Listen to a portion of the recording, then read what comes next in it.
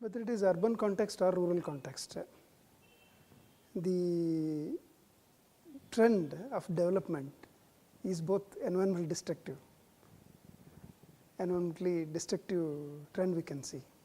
In comparison, in relative terms, rural context, it is less destructive, whereas urban context, it is unchecked urbanization, unregulated urbanization has led to the dwindling of natural resources. It is putting a lot of pressure on water bodies, air, land, everything. It is totally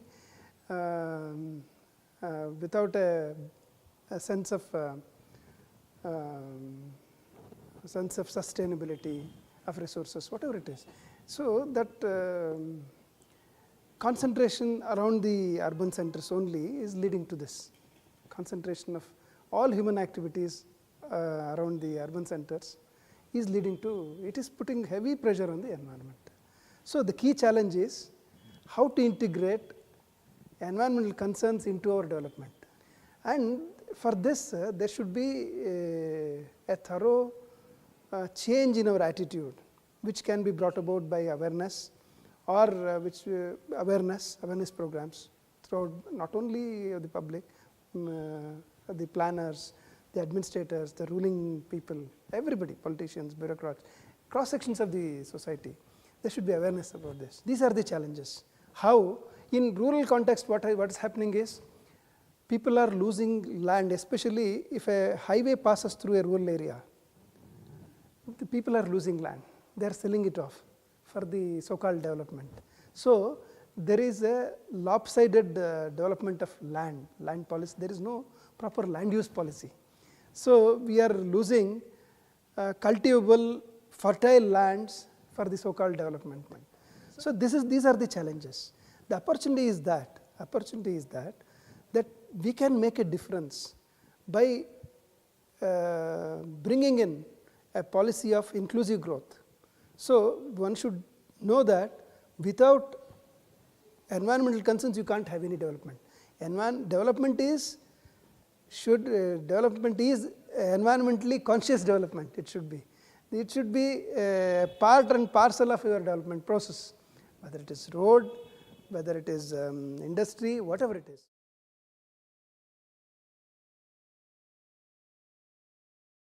The key interception is the natural resources only.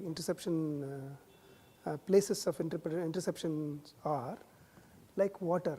Suppose Bangalore, for example, I am taking. See, it is a land of lakes that earlier it was called. Some 6,000 lakes were identified earlier, long back. But now it is reduced to some less than 800 or something like that.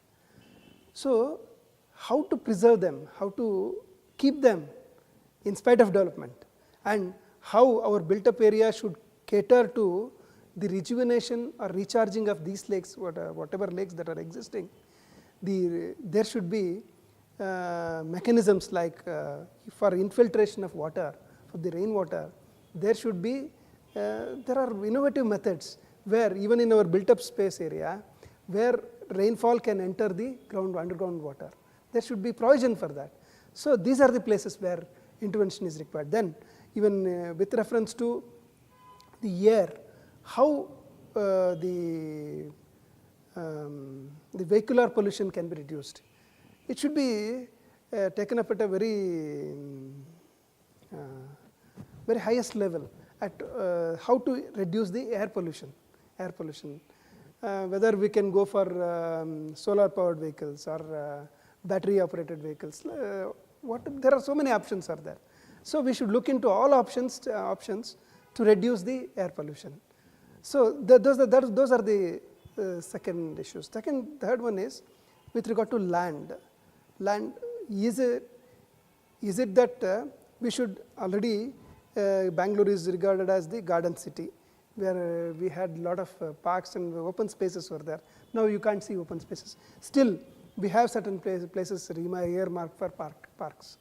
So there, I am happy that still people of Bangalore are sensitive to the environment, especially with reference to parks. They need space for walking and things like that, and they are preserving them.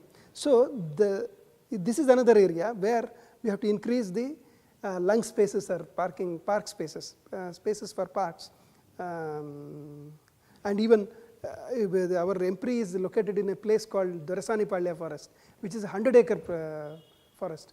This was preserved by the help of, by the initiative of a earlier forest officer and environmentalist, Mr. Yellap Reddy, who convinced the then Chief Minister to retain it. Otherwise, by this time, we would have lost this 100 acres of plot.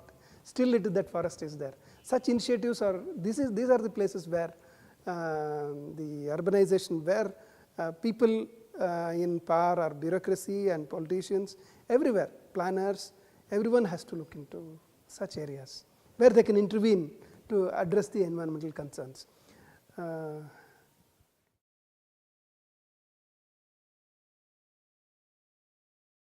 The Indian Institute of Human Settlements, so it is concerning about human settlements only.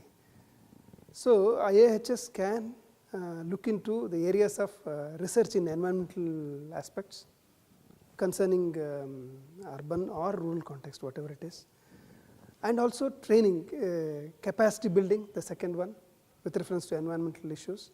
Then third one is in the capacity building only, training programs. They can collaborate with institutions like MPRI or ATI or SIUD or SIRD. They can involve themselves in, like for example, urban issues like solid waste management is a big problem in urban areas. So in such areas, they can collaborate themselves with these institutions in bringing awareness and capacity building, and also environmental research. As IIHS has a very strong base in research, they can look forward to these areas.